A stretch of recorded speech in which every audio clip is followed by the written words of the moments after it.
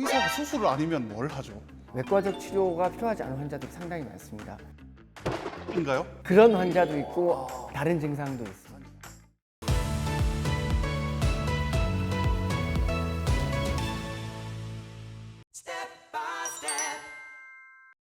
여러분의 의학 지식을 한층 더 업그레이드 시켜드리겠습니다.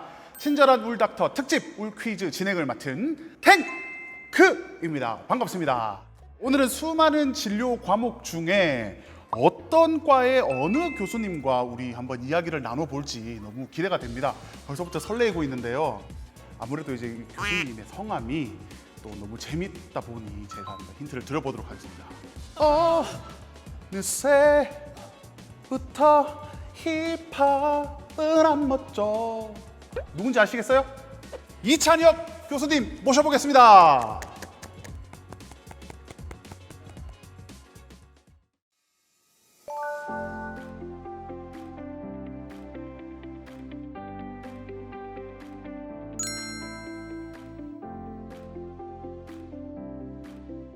어떤 과에서 어떤 진료를 보고 계시는 누구신지 한번 더 인사 한번 드려볼게요. 반갑습니다. 저는 신경과에서 뇌졸중 환자를 진료하고 있고 뇌병원 뇌혈관 센터에서도 환자를 담당하고 있는 이찬혁입니다. 반갑습니다. 네, 반갑습니다. 그럼 우리 이찬혁 교수님은 어떤 포지션에 계시는 거죠? 약간 수술하시는 분인가요? 아니면 수술을 담당하진 않고요. 머리나 뇌와 관련된 부분이면서 수술을 하지 않는 모든 질환을 담당한다 이렇게 보시면 되고요. 의사가 수술을 아니면 뭘 하죠? 외과적 치료가 필요하지 않은 환자들이 상당히 많습니다. 신경 질환도 굉장히 많이 있기 때문에 저희들이 상당히 많은 진료를 본 환자들이 있습니다. 오늘 우리 교수님과 함께 나눠볼 주제가 뇌졸중입니다. 저는 뇌졸증인 줄 알았어요. 네. 대부분 사람들이 뇌졸증으로 알고 있을 텐데 뇌졸중은 어떤 질환인가요? 뇌졸중은 한문에서 알 수 있듯이 중자가 가운데 중자입니다. 그래서 뇌가 갑자기 졸지에 맞는다 라는 의미를 가지고 있습니다. 갑자기 졸지에 맞는다. 맞습니다. 뇌졸중은 인가요? 그런 환자도 있고 다른 증상도 있습니다. 다른 증상도 있는. 지금 말씀하신 뒷목을 잡고 쓰러지거나 두통이 있거나 네. 혹은 구토를 한다든지 이런 증상은 뇌졸중 중에 뇌출혈에 주로 나타나는 증상이고요.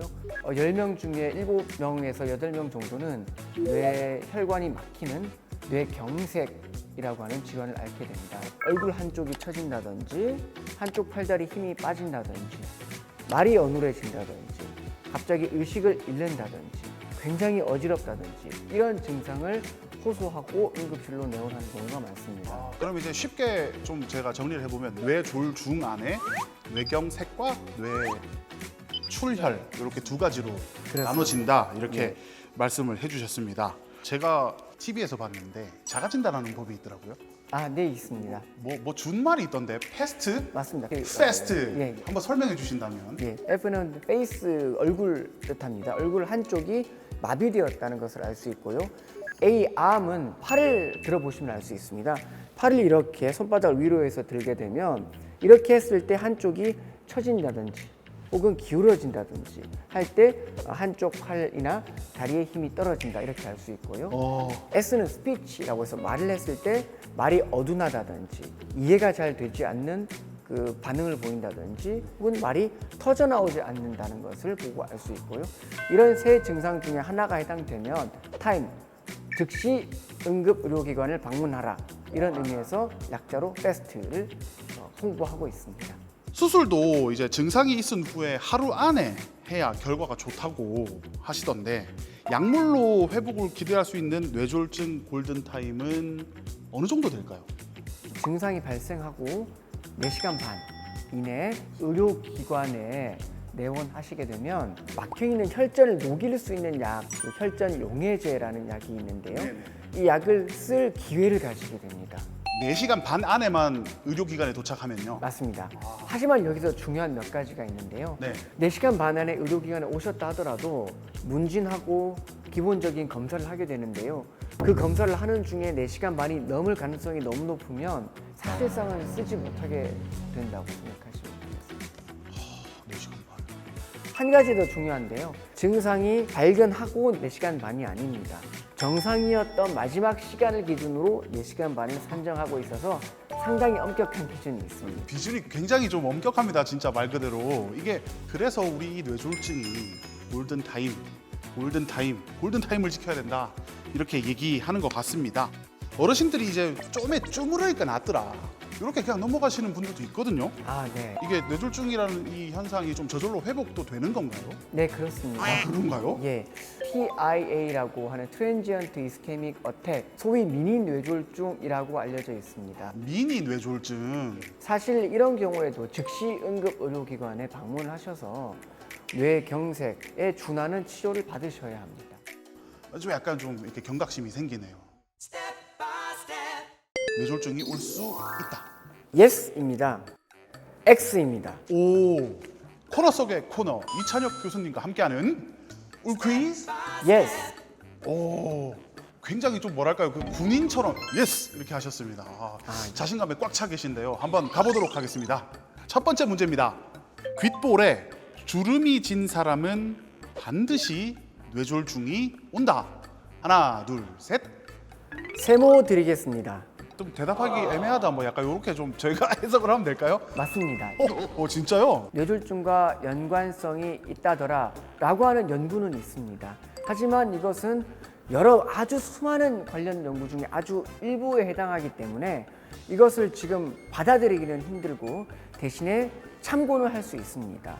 저는 좀 어떤가요? 이 귓볼을 봤을 때. 우리 MC님은 전혀 문제가 없기 때문에 현재로서는 뭐 걱정하지 않으셔도 되겠습니다. 예, 뭐 술도 잘 올라가고요, 저는. 예.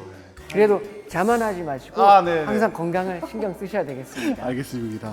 네. 두 번째 문제 드리도록 하겠습니다. 심장 질환과 뇌졸중은 무관하다. 하나, 둘, 셋. X입니다. 오, 심장 질환은 뇌졸중과 아주 긴밀한 연관성이 있습니다. 아, 일례로 뇌경색 중에 상당히 많은 경우가 심장 때문에 발생하는데요. 그 중에 우리 심방세동이라고 하는 부정맥이 있습니다. 심장 중에서도 심방이 잘못 뛰는 경우인데요.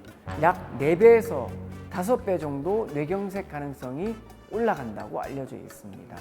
이 이외에도 심장에 혈전이 있다든지 판막 질환이 있다든지 비대증이 있다든지 여러 다른 질환들에 의해서 혈전들이 뇌로 날아갈 수 있고 이것은 바로 뇌경색으로 이어질 수 있습니다. 이게 지금 제가 들어보니까 허준 선생님 아시죠? 그분이 네, 쓴 알고 동의보감에 보면 통즉 불통, 불통 즉통이다.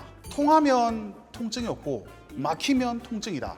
라는 뜻으로 적어 놓으셨더라고요. 그거랑 좀 약간 일맥상통이지 않나. 제가 뇌혈관을 보는 저 의사 입장에서는 큰 의미에서는 맞다고 봅니다. 통하면 사실은 문제가 없다는 것은 혈관이 막힘없이 흐르고 그렇죠. 있다는 것이고요. 심장이든 뇌든 막히면 바로 문제가 생긴다는 것을 의미할 수 있다고도 볼 수 있습니다. 불통, 즉통. 자, 마지막 문제 가보도록 하겠습니다. 이거는 제 바람으로는 좀 아니었으면 좋겠는데, 짜장면을 자주 먹는 사람은 뇌졸중에 걸릴 확률이 높다. 하나, 둘, 셋. 세모 드리겠습니다. 세모 드리겠습니다. 이거 좀 확실하게 해주셨으면 좋겠는데 왜 세모인가요? 한번 들어보겠습니다. 짜장면 자체가 뇌졸중을 유발한다 이렇게 직접적으로 이야기하기는 쉽지는 않습니다. 이런 고콜레스테롤 음식의 경우에는 고지혈증과 연관이 되고 고지혈증은 뇌경색의 주요한 원인 중에 하나입니다. 짜장면을 드셔도 체중 관리만 잘 하신다면 LDL을 낮추고 HDL을 높일 수 있을 것 같습니다. 네, 알겠습니다. 이제 뭐 우리 많은 시청자분들 보고 계실 텐데 제가 마지막에 기회 한번 더 드리겠습니다. 네, 알겠습니다. 환자분들께 항상 체크하고 말씀드리는 것들이 여러 가지가 있지만 가장 중요한 것은 혈압 관리를 꼭 말씀드리고 싶습니다. 혈압만 관리해도 뇌경색의 1차 예방, 재발하는 2차 예방을 막는데 가장 효과적이라고 알려져 있습니다. 항상 혈압 관리를 친구처럼 관리하셨으면 하는 바람이 있습니다. 네, 그 신경과 이찬혁 교수님 마무리까지 완벽하게 해주셨습니다. 의학 지식 여러분들 한 스푼 두 스푼 다들 챙겨 가시길 바랍니다. 저희는 다음 시간에 또 찾아뵙도록 하겠습니다. 안녕. 안녕.